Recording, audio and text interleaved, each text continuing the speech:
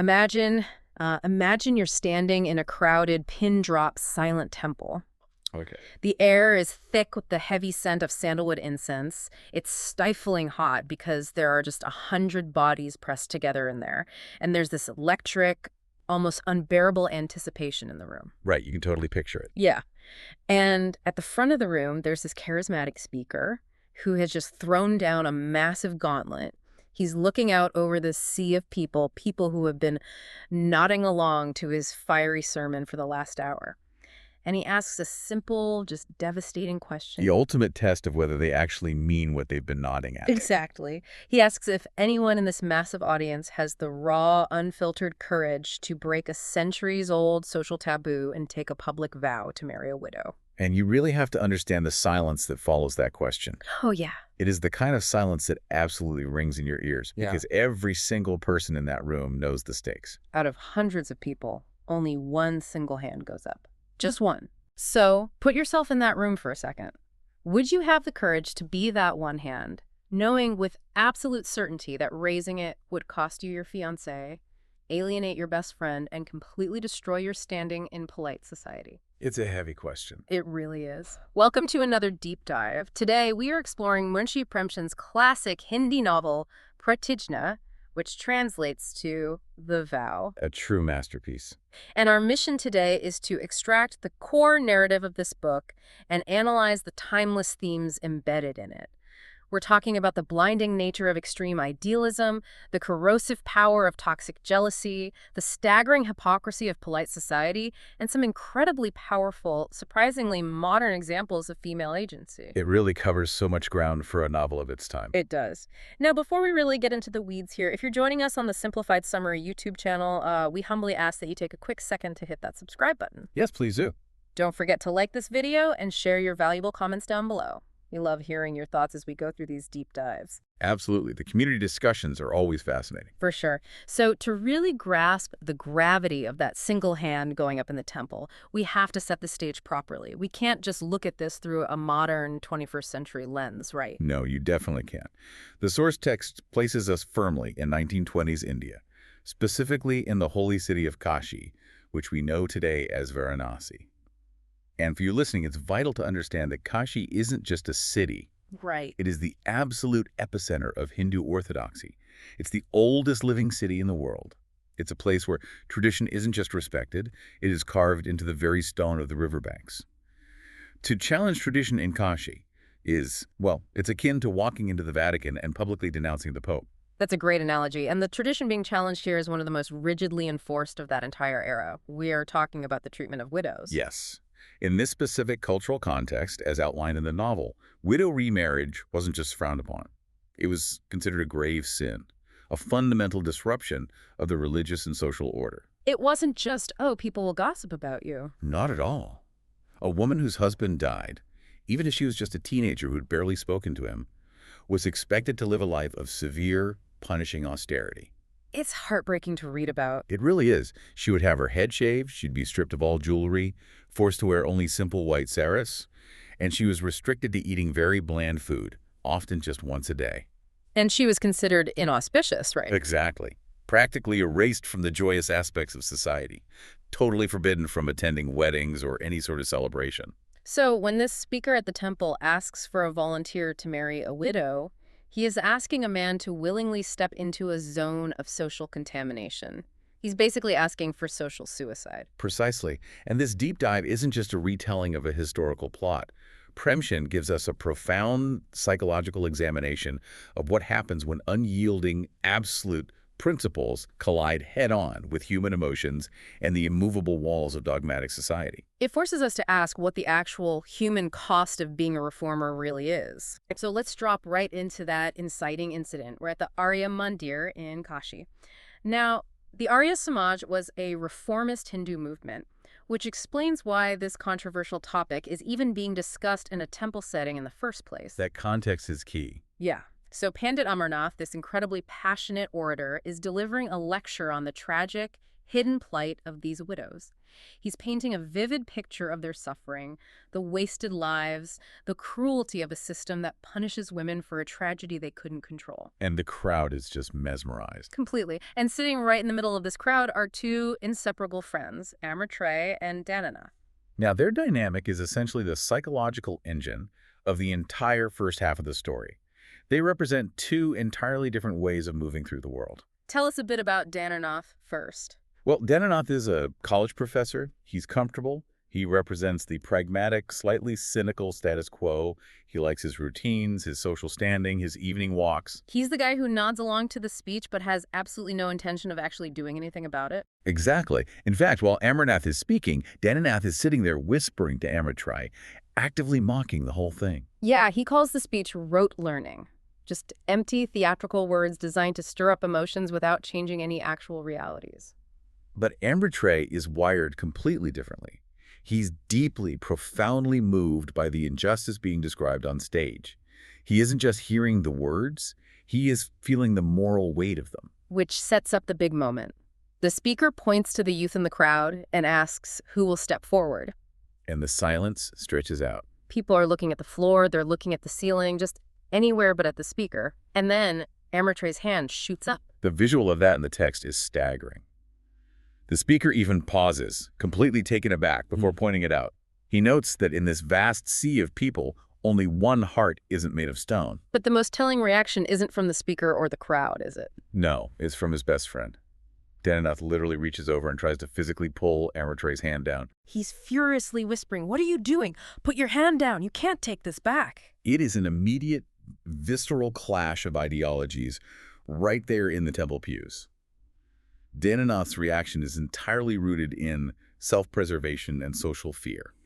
He understands instantly that his friend has just crossed an invisible line that you cannot uncross. So they leave the temple, they get into a carriage together, and the argument just explodes. Oh, it gets intense. Dananath is furious. He accuses Amrit Rai of being a fool, of getting swept up in the emotion of the moment. Or worse, he says Amrit Rai just wants cheap newspaper fame. Right, he basically says, you want to be a hero for a day, but you'll ruin your entire life. But Amrit Rai's defense is fascinating, because it really reveals the architecture of the radical idealist mind. He doesn't defend it as some passing whim. No, he argues from a place of historical necessity. He tells Dananath that history is only ever changed by individuals who are willing to stand completely alone. He actually cites the Buddha, right? He does. He points out that Siddhartha Gautama started entirely alone, alienated from his family and society, but eventually brought half the world to his feet. Amrit Rai embodies the ultimate idealist archetype here.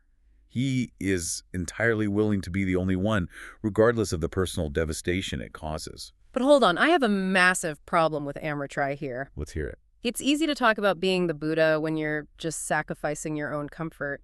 But Amrit Rai isn't a lonely bachelor with nothing to lose. He's engaged. Yes, the twist. He is practically married to a woman named Prema. And she hasn't just been a casual prospect. The text says she's a beautiful, educated woman who has waited for him for 3 years while he established himself. 3 years is a long time in that society. Exactly. They are deeply in love. Their families have agreed. The wedding preparations are already underway. He is essentially treating Prema's heart as acceptable collateral damage for his own spiritual ego. Doesn't that make his idealism incredibly selfish? That is the exact critique Dananath levels at him in the carriage. It's a brilliant point you're making, and Premchand makes sure Dananath voices it. Amrit Rai's idealism is breathtaking in its scope, but it is brutally, terrifyingly cold in its application to the people who actually love him. It just seems so callous. It does. But you have to view this through Amrit Rai's deeply rigid moral logic, which is informed by the social codes of the time. According to the text, Amrit Rai was actually married once before, when he was very young, but his first wife passed away. Okay, so he is technically a widower. But how does that justify abandoning Prema? In Amrit Rai's mind, it is a matter of profound objective equality. He feels that because he's a widower, because he has already been married, he has absolutely no moral right to take a virgin bride like Prema. So he's doing a sort of moral calculus. Exactly. He looks at society and sees men whose wives die constantly remarrying young, unmarried girls, while widows are condemned to suffering. He believes that true justice dictates a strict equivalency. A widower must marry a widow. It's a self-imposed martyrdom. He's doing the math in his head and deciding that the equation requires him to sacrifice his own happiness, and crucially, Prema's happiness, on the altar of this duty. And Dananath is appalled by this logic. He tells Amrit Rai, "You are treating Prema like a commodity you can just return to the market." He warns him that human love isn't a switch you can just flip off because you found a higher philosophical calling. Dananath is making the pragmatic, deeply human argument there. You're breaking a real beating heart to save an abstract principle. And Amrit Rai just assumes Prema will understand. He assumes she'll recognize his noble cause and gracefully step aside. Which sets up the central tragedy of the narrative. When you elevate an ideal above humanity, human beings inevitably get crushed in the gears. Perfectly said. Wow. Which brings us to the fallout. Right, because the news of Amrit Rai's public vow does not stay in the temple. It sweeps through the city of Kashi and lands like a bomb in Prema's household. And we have to talk about her father, Lala Prasad. Yes. The title Lala indicates he is a wealthy merchant, a man of significant status, influence, and deeply entrenched orthodox beliefs. When he hears what Amrit Rai has done, he doesn't just get angry. He views it as a catastrophic betrayal. Prasad represents the absolute bedrock of the traditional society that Amrit Rai is challenging. We need to unpack his reaction carefully, because it isn't just about a broken engagement. It's much bigger than that for him. For Prasad, widow remarriage is an existential threat to Hindu identity and social order. As portrayed in the source material, he genuinely believes that if the strict boundaries of caste and marriage are broken, society will collapse into total chaos. Furthermore, he's terrified of the social contagion. Exactly. If his prospective son-in-law does this, Prasad's own family will be tainted by association. And the fear of excommunication was very real. In that era, the system of hookah pani banned, which literally means stopping a person's access to the community water pipe and social gatherings, was devastating. It was some complete social isolation. Right. It meant the local washerman wouldn't wash your clothes, the priests wouldn't perform your rituals, and absolutely no one would marry into your family.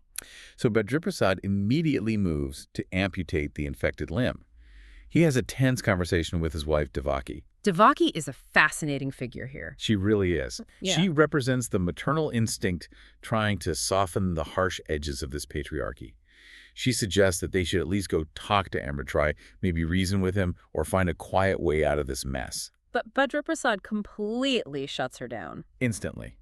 He severs all ties with Amrit Rai. He declares that he will not even look at Amrit Rai's face ever again. Amrit Rai is dead to him. The speed with which Amrit Rai is exiled is terrifying. He goes from being the most eligible, respected bachelor to an absolute pariah overnight. Just for raising his hand. Yeah. But the reaction that truly floored me was Prema's. Given the betrayal, you would expect her to be hysterical, furious, tearing up his letters. That would be the standard reaction. Right. But instead, her reaction is this complex, silent suffering. Prema is arguably the emotional anchor of the entire novel. When she learns that the man she loves is abandoning her to marry a widow, she doesn't respond with conventional anger. Instead, she experiences a tragic, overwhelming sense of awe. It is agonizing to read. She has a conversation with her grandfather where she confesses that Amrit Rai's vow doesn't cause her pain in the way they all assume. She doesn't feel rejected. Exactly. She doesn't feel like he found someone prettier or richer. She feels that he has transcended ordinary human life. She views him as a noble soul fulfilling a divine duty. The psychology Premchand weaves here is incredibly dense. Prema's love for Amrit Rai was always intellectual and spiritual, built on her admiration for his character. And now he's proved his character is off the charts. Right. By making this unimaginable sacrifice, he has proven that his character is even greater than she ever imagined. The real tragedy is that the very act that takes him away from her is the act that cements her eternal devotion to him. She respects him more for breaking her heart for a higher cause. She turns him into a deity in her mind. But while she is quietly spiritualizing her heartbreak, the pragmatic machinery of her Orthodox family is moving at top speed. They don't have time for her silent awe. No. Prasad cannot have an unmarried, jilted daughter sitting in his house. It is a massive loss of face. He needs to secure a respectable marriage for her immediately to prove to society that the family hasn't been damaged by Amrit Rai's madness. And the solution they find is the psychological powder keg that drives the rest of the narrative. They arrange for Prema to marry Dananath, Amrit Rai's best friend. the cynical, comfortable professor who tried to pull his hand down in the temple. The sheer irony of it is unbelievable. And Bhadra Prasad throws a massive, ostentatious wedding. He spends a fortune throwing money around to demonstrate power and stability. It's a total performance for the city of Kashi. But behind closed doors, the reality of this marriage is tightly fractured from day one. Oh, completely. Dananath enters this marriage with a profound, crippling sense of inadequacy. We really have to analyze the seed of insecurity planted in his mind here. Dananath is not inherently evil, but he is a man who is acutely aware of his own limitations, especially when compared to the moral giant that Amrit Rai has become in the eyes of his new wife. He knows, without a shadow of a doubt, that he was the second choice. He knows he is the safe option, the consolation prize engineered by a desperate father. Think about what that does to a person's ego. I want you, the listener, to really put yourself in Dananath's shoes for a moment. Have you ever felt like you were living entirely in the shadow of someone else's greatness? It's a terrible feeling. Imagine being married to someone knowing that the person they truly revere, the person they consider the absolute pinnacle of human virtue, is your former best friend. Every time she looks at you, you wonder if she's comparing your comfortable, quiet life to his grand, world-changing sacrifice. How long until that shadow turns into a monster? It doesn't take long at all. The psychological deterioration of Dananath is a masterclass in how insecurity breeds toxicity. He transforms from this easygoing, pleasant man into a bitter, hypervigilant, vindictive husband. The narrative details these suffocating, claustrophobic moments of domestic tension. Dananath is constantly analyzing Prema's every word, every sigh, every look. He's desperately searching for evidence of her lingering devotion to Amrit Rai. There is this one incredibly tense dynamic where Dananath actually tries to trap Prema. He has kept letters that Amrit Rai wrote to him in the past, and he sits down and deliberately reads these letters out loud to Prema. It's a twisted loyalty test. He does it specifically hoping to catch her showing some flicker of emotion, a tear in her eye, a softening of her expression. He is basically torturing himself, looking for proof that his wife still loves the other man so he can justify his own growing rage. It's classic projective identification. Dananath cannot handle the moral high ground that Amrit Rai occupies in Prema's mind. Because he cannot rise to Amrit Rai's level of idealism, he decides that the only way to win his wife's respect is to drag Amrit Rai down into the mud. His insecurity morphs into outright obsessive hatred. He becomes consumed with the desire to publicly destroy his former best friend, just to prove to Prema that her hero is a fraud. He wants to prove that Amrit Rai is just a hypocrite seeking fame, rather than a true reformer.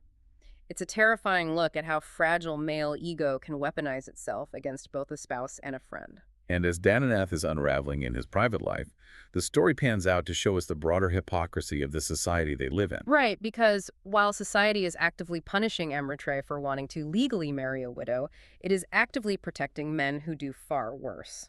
Which brings us to Prema's brother, Kamala Prasad. Kamala Prasad is the dark mirror held up to the orthodox establishment in this novel. He's the son of the ultra-Orthodox Bhadra Prasad, raised in the exact same house that just expelled Amrit Rai for breaking tradition. Kamala Prasad is married to a strong-willed woman named Sumitra, but Kamala is, to put it plainly, a predator. Premchand introduces a young woman named Purna.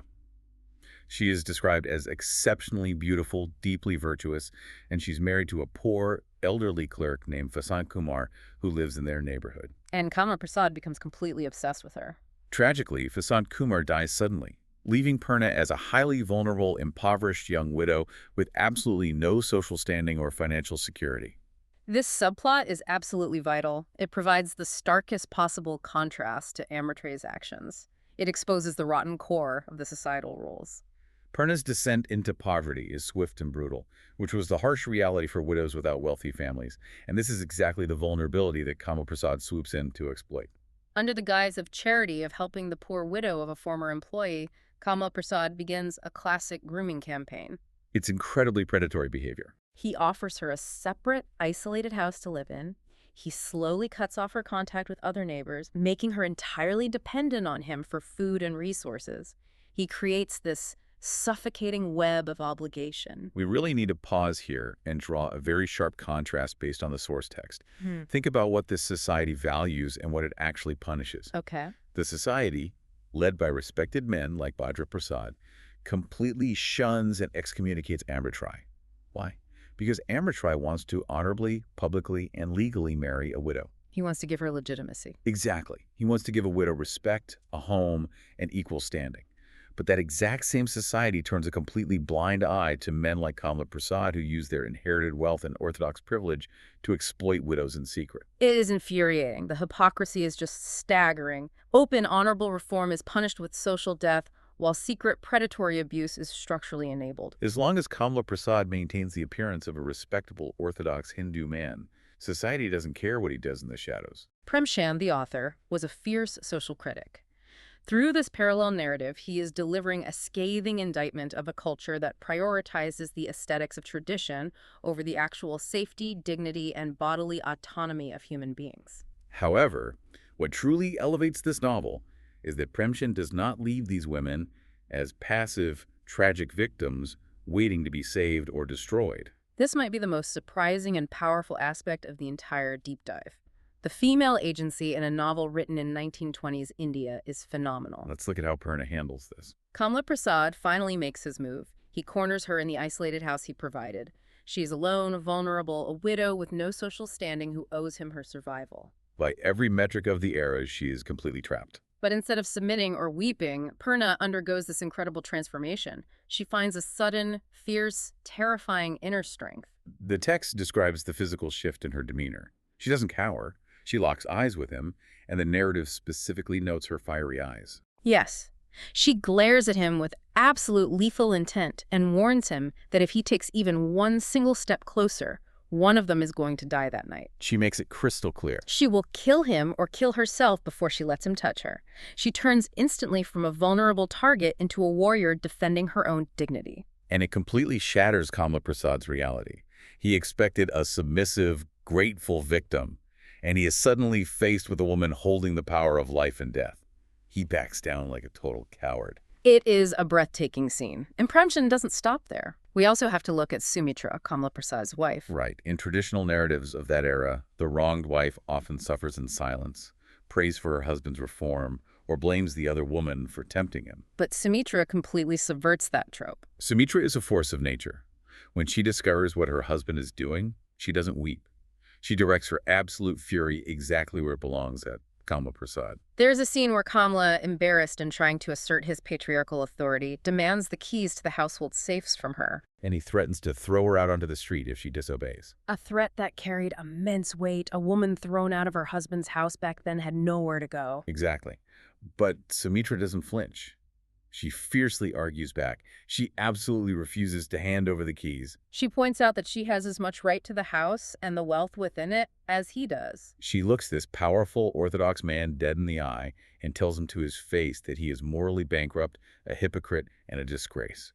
She completely strips away his veneer of respectability. What Premchand is doing here is revolutionary for his time. He empowers his female characters to shatter the illusion of the weak, subservient, easily exploited woman.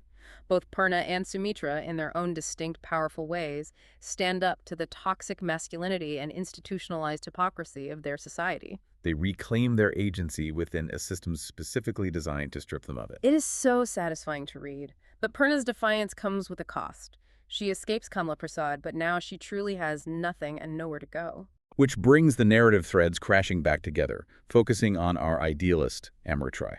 While all this domestic drama has been unfolding, Amrit Rai hasn't just been sitting around feeling sorry for himself or writing philosophical essays. He has recognized the systemic failure of society and has put his vow into concrete action. He realizes that his initial vow, just marrying one widow, is insufficient. It doesn't solve the problem of women like Purna who are preyed upon by the Kamala Prasads of the world. So Amrit Rai takes a massive leap. He completely gives up his lucrative legal practice. He liquidates his personal wealth, his property, everything he owns, and he begins building what he calls a Vanita Ashram. A women's sanctuary. Right. It is an institution specifically designed to be a safe haven, an educational center, and a refuge for widows. And this is exactly where Purna eventually flees to seek protection. Amrit Rai evolves from a personal idealist into a systemic reformer. He understands that to protect vulnerable women, you need to build alternative institutions. But building an institution requires massive amounts of capital. And here is where he hits the orthodox wall again.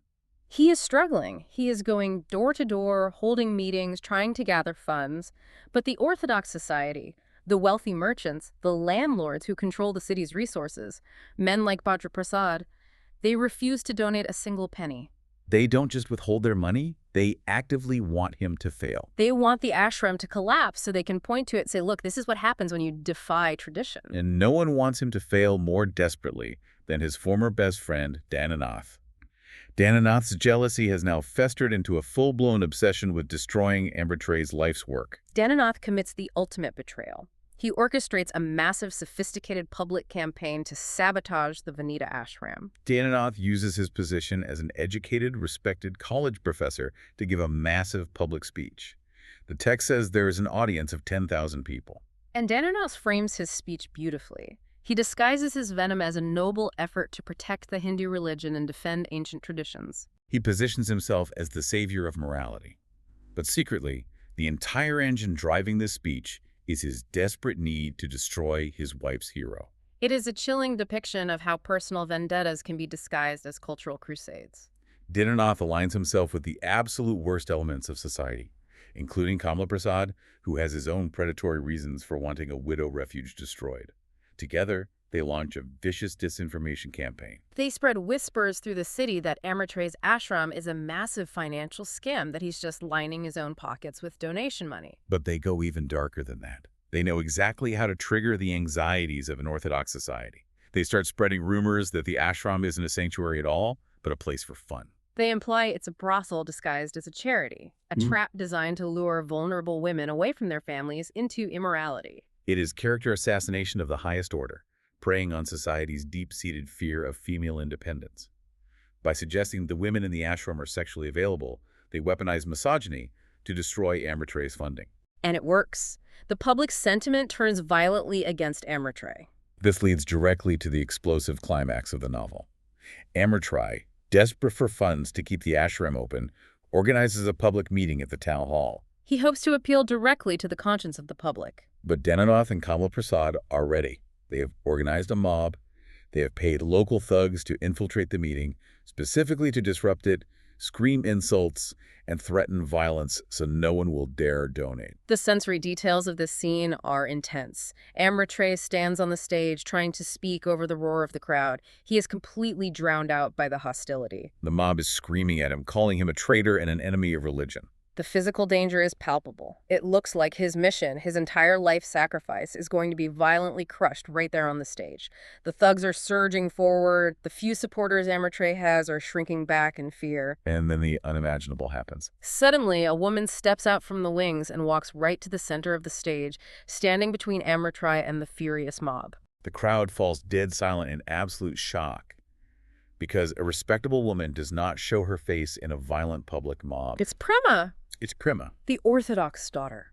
The obedient wife of the very man who organized the mob. She steps directly into the crosshairs of a violent riot. This is the crescendo of the entire narrative and the ultimate synthesis of all the themes Premchand has been building. Prema uses her societal privilege, the very privilege that keeps her trapped, as a shield for the progressive movement. She doesn't cower. She doesn't whisper. She looks out at the sea of angry, aggressive men, and she reveals exactly who she is. She throws her lineage in their faces. She says, I am the daughter of Lala Prasad, the most prominent, respected Orthodox man in your city. And then she unleashes this rhetorical masterpiece. She shames them to their core. She asks them in this piercing voice that cuts through the silence, do you have no sisters? Do you have no daughters? Will you violently attack the only man in this entire city who's trying to build a safe haven for vulnerable women? Women who, if tragedy struck tomorrow, could be your own mothers and daughters. The psychological turnaround in this scene is masterfully executed by Premchand. The crowd is absolutely paralyzed by her bravery. A woman of her elite standing, speaking publicly, defending an outcast against a mob organized by her own husband. The sheer, undeniable moral force of her presence shatters the mob mentality. It introduces a profound cognitive dissonance.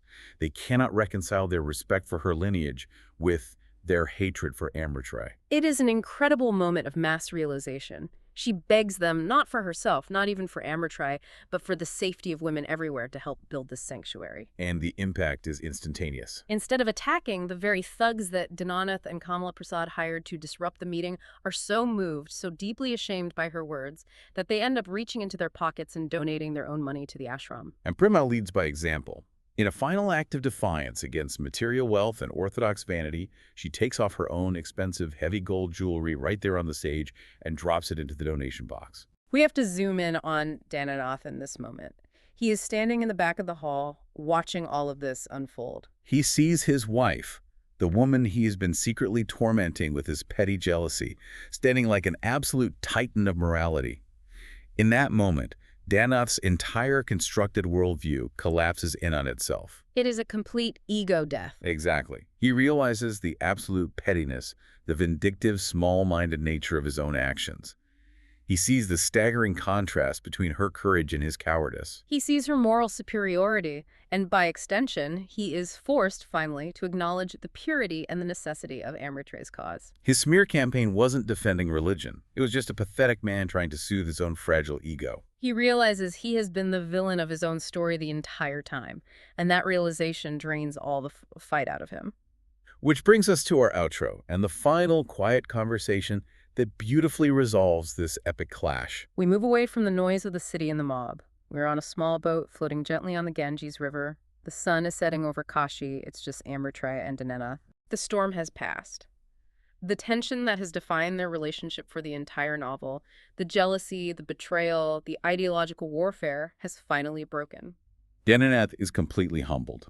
He has seen the error of his ways, he has apologized to his wife, and he's trying to rebuild his soul. And sitting there on the water, Dananath finally asks Amrit Rai the question that has been lingering over everything since the day Amrit Rai first raised his hand in the temple. He asks him gently, when are you actually going to marry? And Amrit Rai's reply is the thematic conclusion of the entire text. Amrit Rai smiles, looks at his old friend, and tells Dananath that he is already married. Dananath is naturally confused. He asks, where is your wife? I haven't seen her. And Amrit Rai just points toward the banks of the river, toward the newly built walls of the Vanita Ashram, the sanctuary he sacrificed his entire life to create, and he says, there is the beauty I am married to. There is the beauty I am married to. If we synthesize the core message of this deep dive, it is this. Amrit Rai's initial vow in the temple wasn't just about finding a human bride to replace Prema. It was a catalyst. It was about committing his life entirely to a cause larger than his own individual happiness. He took his immense personal loss, his heartbreak, his excommunication, and his social isolation, and he transformed all of that raw, painful energy into a physical sanctuary for the most marginalized, forgotten people in his society. He didn't just advocate for change. He became the shelter he wished existed in the world. He built a fortress against the Kamala Prasads of society. So I want you listening to this right now to think about your own life. We don't live in 1920s, Kashi, but we all face moments of moral compromise. What is your Vanita ashram? What is the ideal, the cause, or the principle that you hold so deeply that you would be willing to be the only hand raised in a crowded, hostile room? What comfort are you willing to sacrifice to build something that outlasts you? It is a question that demands deep, uncomfortable reflection. And to leave you with a final provocative thought to ponder long after this deep dive ends. Amrit Rai undeniably achieved greatness. He built an institution that saved many vulnerable lives, lives like Purna's, giving them dignity and a future. But to do it, to reach that level of systemic reform, look at the wake he left behind. He had to break Prema's heart. He caused immense, terrifying turmoil in her life, forcing her to face down a mob. And he lost his best friend, pushing Dananath into a dark, toxic place of jealousy and sabotage before he eventually found redemption. It forces us to ask, is true systemic reform always born from personal collateral damage? Can you ever truly change the world or shake the foundations of an ossified society without breaking a few hearts, perhaps even your own, along the way? A heavy, timeless question to leave you with. Thank you for joining us on this deep dive into Munshi Premchand Pratigya. We will catch you on the next one.